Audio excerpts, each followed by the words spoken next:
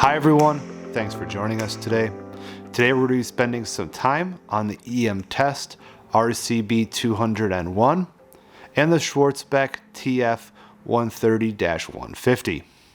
Both of these pieces of test equipment are used for Ford immunity testing requirements in FMC 1278 and EMC-CS-2009.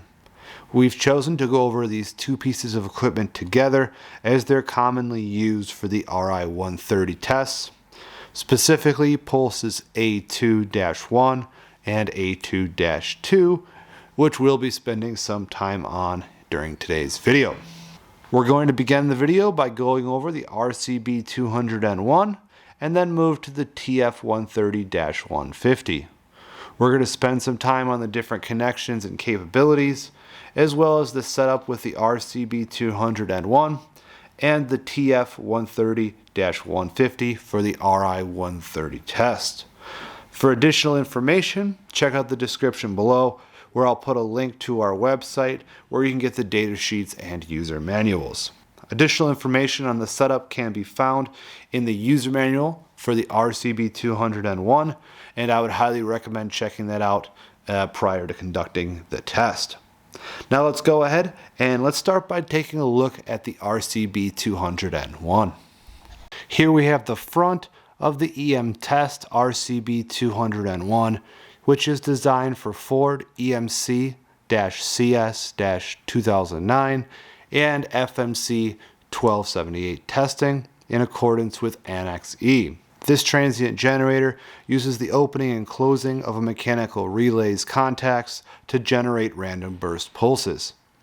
The relay is designed for roughly 100 hours of testing, and the status of the relay is indicated via LED. This generator is designed for CI 220 pulses A1, A2-1, C-1, A2-2, and C-2, as well as RI-130 requirements A2-1 and A2-2.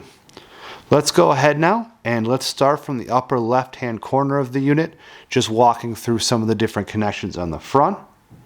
In the upper left hand corner, you'll see our 20 amp fuse, and then just below that we have our battery input.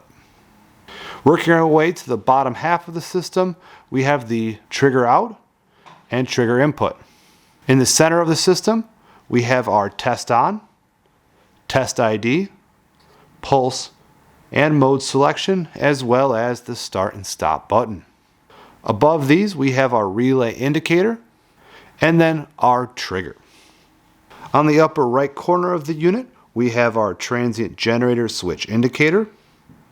Below that, we have a series of outputs, the first of which is pulse C output, and then pulse A and F outputs, and then finally we have our RI-130 B and C outputs. Now let's go ahead and let's take a little closer look at the Schwarzbeck TF130-150. Here you'll find the Schwarzbeck TF130-150, and just as the name implies, it's used for Ford RI-130 and RI-150 tests. This test fixture is designed in accordance with Annex G and includes 3 different slots, A through C. The annex goes into greater detail about when you should use each individual slot, so just go out there and be sure you reference the standard when you're deciding where the wires should be placed. Let's go ahead now and let's get the equipment set up for RI-130 using our Schwarzbeck TF130-150 and EM Test RCB200N. Here's our RI-130 setup.